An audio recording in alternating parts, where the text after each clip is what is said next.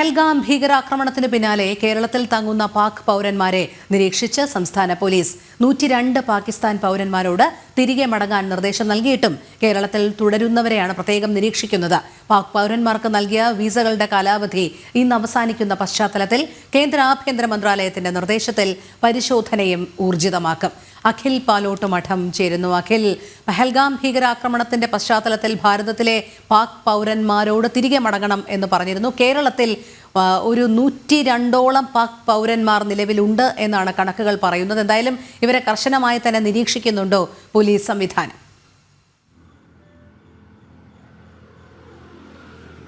Rohini, good morning. Pahalgam ഭീകരാക്രമണത്തിൽ രാജ്യം ഒന്നടങ്കം തന്നെയാണ് പ്രതിരോധിക്കുന്നത്. അല്പസമയം മുമ്പ് നന്ദൻ പറഞ്ഞതുപോലെ ഈ ആക്രമണം രാജ്യത്തിന് നേരെ നടന്നിട്ടുള്ള, രാജ്യത്തെ ഹിന്ദുക്കൾക്ക് നേരെ നടന്നിട്ടുള്ള അക്രമത്തിൽ ശക്തമായ നിലപാട് തന്നെയാണ് കേന്ദ്ര സർക്കാർ സ്വീകരിച്ചു വരുന്നത്. അതിൻ്റെ ഭാഗമായിട്ടാണ് രാജ്യത്തുടനീളമുള്ള എല്ലാ മേഖലകളിലുമുള്ള പാക് പൗരന്മാരെ തിരിച്ചയക്കാനും നടപടി സ്വീകരിക്കാനും കേന്ദ്ര ആഭ്യന്തര മന്ത്രാലയം നിർദ്ദേശം നൽകിയിരിക്കുന്നത്. കേന്ദ്ര ആഭ്യന്തരമന്ത്രി അമിത്ഷാ നേരിട്ട് ആ കാര്യങ്ങളൊക്കെ തന്നെ നിയന്ത്രിക്കുകയും ചെയ്യുന്നത്. അതിൻ്റെ പശ്ചാത്തലത്തിലാണ് കേരളത്തിലുള്ള പാക് പൗരന്മാർ, കേരളത്തിൽ 104 പാക് പൗരന്മാരാണ് ഉള്ളത്. അത് ദീർഘകാല വിസയിലെത്തിയ ആൾക്കാരുണ്ട്, വിനോദസഞ്ചാരത്തിനെത്തിയ ആൾക്കാരുണ്ട്, ചികിത്സയ്ക്കും മറ്റു കാര്യങ്ങൾക്കുമായി എത്തിയ ആൾക്കാരുണ്ട്, വ്യാപാരത്തിനെത്തിയ ആൾക്കാരുണ്ട്. അങ്ങനെ 104 പേരാണ് കേരളത്തിൽ തങ്ങുന്ന പാക് പൗരന്മാരുള്ളത്. ഇവരോടാണ് മടങ്ങാനുള്ള ഒരു നിർദ്ദേശമാണ് നൽകിയിരിക്കുന്നത്. ദീർഘകാല വിസയിലുള്ളവർക്ക് ഒരു ഇളവ് നൽകാൻ വേണ്ടി, അതായത് കേരളത്തിൽ വന്ന് ചില വിവാഹമൊക്കെ കഴിച്ച് ജീവിക്കുന്ന ചിലരൊക്കെ ഉണ്ട്.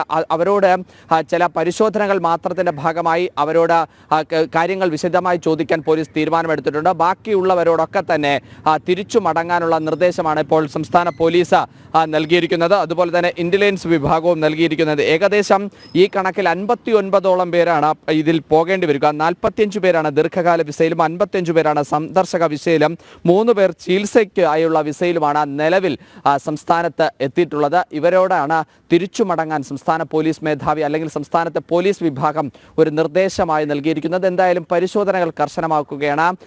ഇന്നും നാളെയുമൊക്കെ ആയിട്ട് ഇതിൻ്റെ വിസ കാലാവധികൾ പൂർണ്ണമായും അവസാനിക്കുകയാണ്. അങ്ങനെ വിസ കാലാവധി അവസാനിക്കാത്തവരോട് പോലും വിസ പൂർണ്ണമായും റദ്ദു ചെയ്ത് തിരിച്ചു മടങ്ങണമെന്ന നിർദ്ദേശമാണ് നൽകിയിരിക്കുന്നത്. എന്തായാലും പഹൽഗാം ആക്രമണത്തിൽ രാജ്യം ഒന്നടങ്കം, അത് പാകിസ്ഥാന്റെ ഭീകരവാദ പ്രവർത്തനത്തിൻ്റെ, പാകിസ്ഥാന്റെ നമ്മുടെ രാജ്യത്തോട് നടത്തിയ ആ തീവ്രവാദ പ്രവർത്തനത്തോട് സന്ധിയില്ലാത്ത നിലപാട് തന്നെയാണ് സർക്കാർ സ്വീകരിക്കുന്നത്. രോഹിണി.